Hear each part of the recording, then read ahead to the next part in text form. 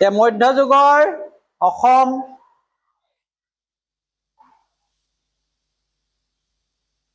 ইতিমধ্যে আমি পালো কি আমি আলোচনা কৰিম। এতিয়া প্ৰথম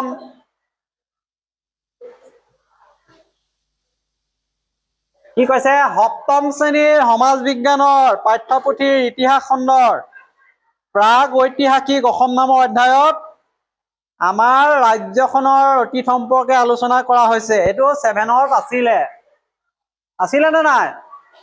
প্ৰাগ ঐতিহাসিক অসম অৰ্থাৎ প্ৰাচীন সময়ৰ পৰা জড়িত ইতিহাস সম্পৰ্কে ক'ত আলোচনা হৈছিলে? 7ত। ইয়াত আমাৰ অঞ্চলৰ পৰিচয়, নাম, ৰাজনৈতিক গঠন এইবিলাক আমি জানিবলৈ পাৰিম। এতিয়া ইয়াত দিছে অতীতৰ পৰা বৰ্তমানলৈ আমাৰ ৰাজ্যখনক ভিন ভিন সময়ত বেলেগ বেলেগ নামেৰে নামাকৰণ কৰা হৈছে। এতিয়া অতীতৰ পৰা বৰ্তমানলৈ আমাৰ যিখন ৰাজ্য, এতিয়া কি নাম আমাৰ ৰাজ্যখনৰ? অসম। কিন্তু তেতিয়া ভিন ভিন সময়ত বেলেগ বেলেগ নাম আছিলে। গতিকে অসমক ইতিহাসৰ বিভিন্ন সময়ত বিভিন্ন নামেৰে জনা গৈছিলে। যেনে কেতিয়াবা কি বুলি পাইছিলো? কামৰূপ বুলি পাইছিলো, কেতিয়াবা প্ৰাগজ্যোতিষ পাইছো, এতিয়া আমি আসাম পাইছো, আছে নে নাই?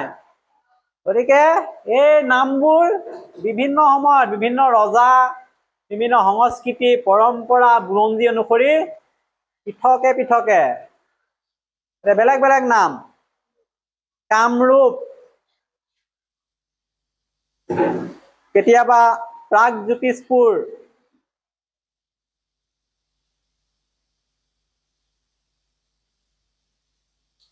এতিয়া আমাৰ অসম বা আসাম, এইটো আমি পাই আছো। এতিয়া আকাৰ আৰু আকৃতিৰ ফালৰ পৰা আমাৰ ৰাজ্যখনৰ সীমা সময়ে সময়ে বুঢ়া টুটা হৈ আছে। কেতিয়াবা ডাঙৰ আছিলে, বৰ অসম আছিলে, আকৌ কেতিয়াবা বৰ অসমখন ভাগ ভাগ হৈ সীমা সলনি হৈ বঢ়া টুটা হৈ আছে, কম বেছি হৈ আছে। এই অসমৰ ভূখণ্ডৰ আকাৰ চেঞ্জ হৈছে আৰু সীমাও সলনি হৈছে সময়ৰ সৈতে লগ লাগি। কিয় হৈছে এইবিলাক? কাৰণ বিভিন্ন যুদ্ধ, ৰাজনৈতিক পৰিৱৰ্তন, শাসনৰ আধিপত্যৰ বাবে অঞ্চলবোৰ একেলগে হৈ নাথাকিল, এইবিলাক ভাগ ভাগ হৈ গ'ল। কিতাপত চাই লব, এইবিলাক লাইনবিলাক আছে নে নাই কিতাপত? মিলাই মিলাই যাব লাগিব। এতিয়া খ্ৰীষ্টীয় ত্ৰয়োদশ শতিকাত, 1300 শতিকাত আহোমসকল অসমলৈ অহাৰ সময়ৰ পৰা প্ৰাচীন কামৰূপ ৰাজ্যখনৰ লগতে আন আন সংলগ্ন অঞ্চলো অসম নামেৰে পৰিচিত হ'ল। এইটো খ্ৰীষ্টীয় ত্ৰয়োদশ শতিকাত আহোমসকল অসমলৈ আহিছিলে। এতিয়া সুধিব আহোমসকল কেতিয়া আহিছিল? তাৰমানে কেতিয়া আহিছিলে আহোমসকল? কোন শতিকাত? ত্ৰয়োদশ শতিকাত। তেতিয়াৰ পৰা প্ৰাচীন কামৰূপ ৰাজ্যখন লগতে আন আন অঞ্চলবিলাক নামটোত নতুনকে পালে, অসম নামেৰে পৰিচিত হ'ল। গতিকে 1300 শতিকাত 1228 বা 1235 পৰা চুকাফা নামৰ আহোম নেতা অসমৰ পূব দিশৰ পৰা আহি বসতি স্থাপন কৰে। আমি পাওঁ আহোম ৰাজ্য কেতিয়া স্থাপন হৈছিল? 1228। কোনে স্থাপন কৰিছিলে? চুকাফা। সেই সময়ত কামৰূপ অঞ্চলৰ উপৰিও ব্ৰহ্মপুত্ৰ উপত্যকাৰ বহু অঞ্চল অসম নামতে পৰিচিত হবলৈ আৰম্ভ কৰিছিলে। এতিয়া আমি পাম যে খ্ৰীষ্টীয় ত্ৰয়োদশ শতিকাত আহোমসকল অসমলৈ অহাৰ সময়ৰ পৰা, যেতিয়া আহোমসকল আহিলে অসমলৈ, আহোম 19বিংশ শতিকাৰ আগভাগলৈ ইয়াণ্ডাবু সন্ধিলৈ এই সময়ছোৱাক অসম বুৰঞ্জীৰ মধ্যযুগ বুলি কোৱা হয়। এইটো মধ্যযুগ মানে কি? ইয়াণ্ডাবু সন্ধি আছিলে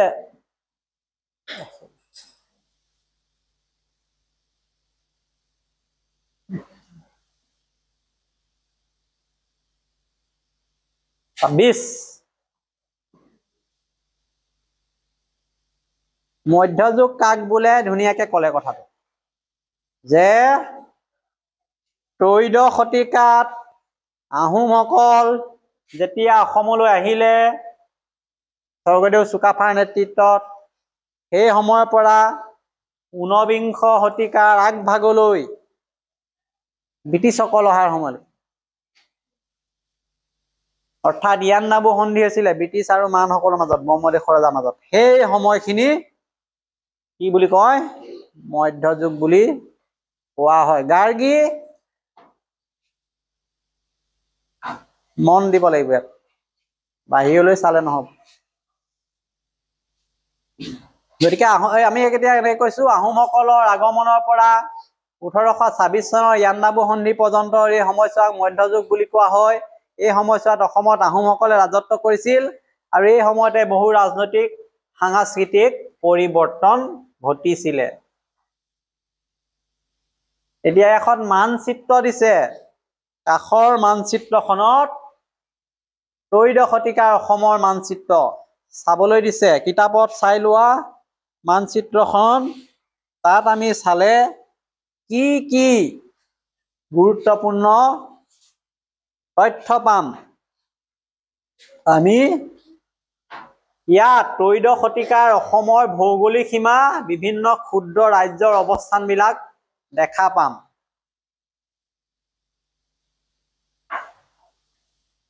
বৰ্ণনা কৰি দিছে কি কি আছে মানচিত্ৰখনত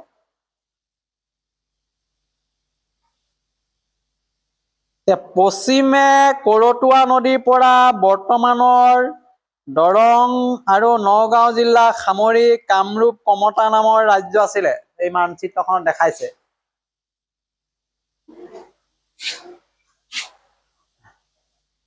পশ্চিমে কৰতোৱা নদীৰ পৰা পশ্চিম ফালে এখন নদীৰ নাম দিছে নদীখনৰ নাম কি কৰতোৱা নদী কৰতোৱা নদী বৰ্তমান দৰং জিলাত আছে আৰু আহোমসকল অহাৰ সময়ত এই নগাঁও জিলাকে সামৰি তেতিয়া কামৰূপ কমতা নামৰ ৰাজ্য আছিলে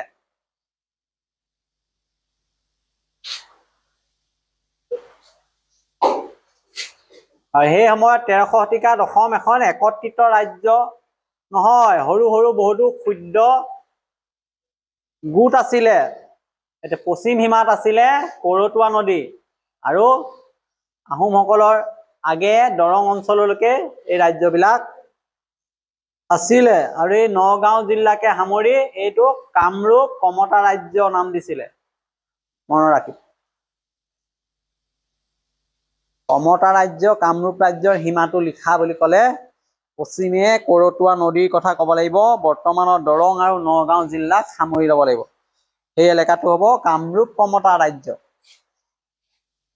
কামৰূপ কমতা ৰাজ্যত কি আছে পশ্চিমে কৰতোৱা নদী এইবিলাক দৰং থাকিব নগাঁও এই গোটেই এলেকাটো সিহঁতক নাম দিছে কামৰূপ কমতা ৰাজ্য বৰ্তমানৰ নগাঁও অঞ্চলটো সেই সময়ত কি বুলি আছিলে কামৰূপ কমতা নগাঁও নাম হৈছে নে নাই তেতিয়া সেই নগাঁও ৰাজ্যখন জিলাখন কামৰূপ কমতাত আছিলে পৃথক ৰাজ্য আছিলে ই কামৰূপ ৰাজ্যৰ এটা অংশ আছিল আৰু কমতা শাসকসকলে ইয়াত ৰাজত্ব কৰিছিলে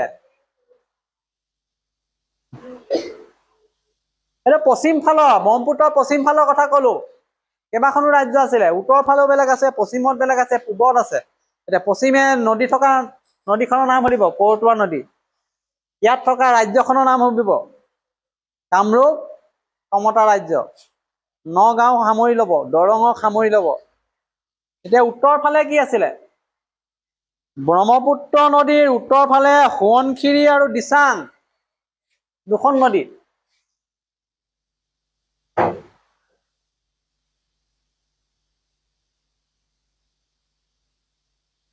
এইখন যদি ব্ৰহ্মপুত্ৰ নদী হয় উত্তৰ হ'ব ওপৰত দুখন নদী আছে সোৱণশিৰি আৰু কি নদী দিচাং এই ঠাইখিনিত চুতীয়াসকলে ৰাজত্ব কৰিছিল। কোনে ৰাজত্ব কৰিছিলে? চুতীয়াসকলে। চুতীয়া এটা জাতি। এতিয়া চুতীয়া সাধনী, ৰাণী সাধনীৰ কথা নাম শুনা? হা? সাধনী দিৱস পাতে নহয় ৭ বহাগ। এই চুতীয়াসকল ক'ত শাসন কৰিছিলে? ব্ৰহ্মপুত্ৰ নদীৰ উত্তৰ ফালে সোৱণশিৰি আৰু দিচাঙৰ ওচৰত। গতিকে আমি ক'ব পাৰোঁ চুতীয়া ৰাজবংশই ব্ৰহ্মপুত্ৰৰ উত্তৰ দিশত বিশেষকৈ সোৱণশিৰি আৰু দিচাং অঞ্চলত নিজৰ ৰাজ্য স্থাপন কৰিছিল। এইফালে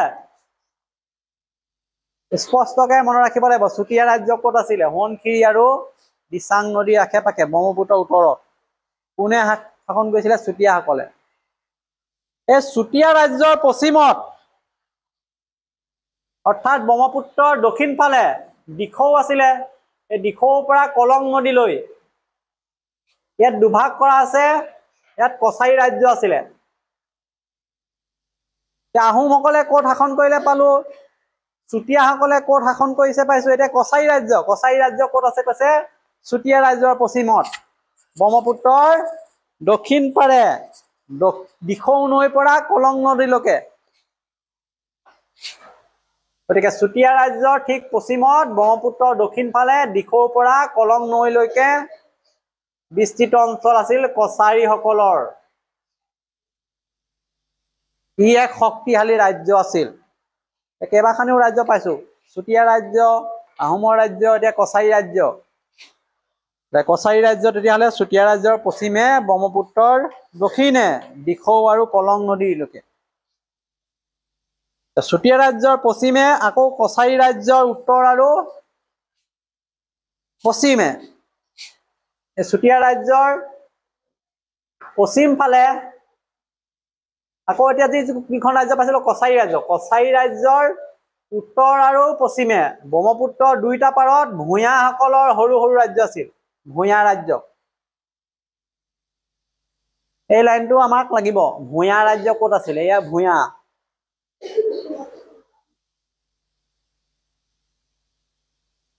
ভূঞা ৰাজ্য এখন। এতিয়া ভূঞা ৰাজ্যখন ক'ত আছিলে ক'বলৈ গ'লে চুতীয়া আৰু কছাৰী ৰাজ্যৰ কাষে কাষে আছিলে। কেনেকে আছিলে? স্থানীয় ৰাজ্য হিচাপে। আৰু ইয়াৰ দিশটো দি দিছে চুতীয়া ৰাজ্যখনৰ পশ্চিমত আৰু কছাৰী ৰাজ্যখনৰ উত্তৰ পশ্চিমত ব্ৰহ্মপুত্ৰৰ দুইটা পাৰত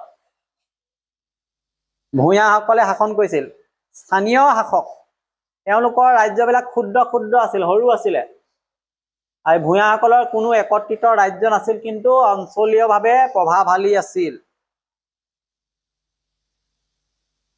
এই কথাখিনি আমি আজিৰ পাঠত আলোচনা কৰিলো নে নাই? প্ৰতিখন ৰাজ্য কি ধৰণে বিস্তৃত হৈ আছে আমি ইয়াৰ পৰা তথ্য লাভ কৰিলো। আমাৰ ইয়াত প্ৰশ্নও আছে, আমি প্ৰশ্নবিলাক আকৌ আলোচনা কৰিম, এতিয়াই কৰিম, সময় আছে।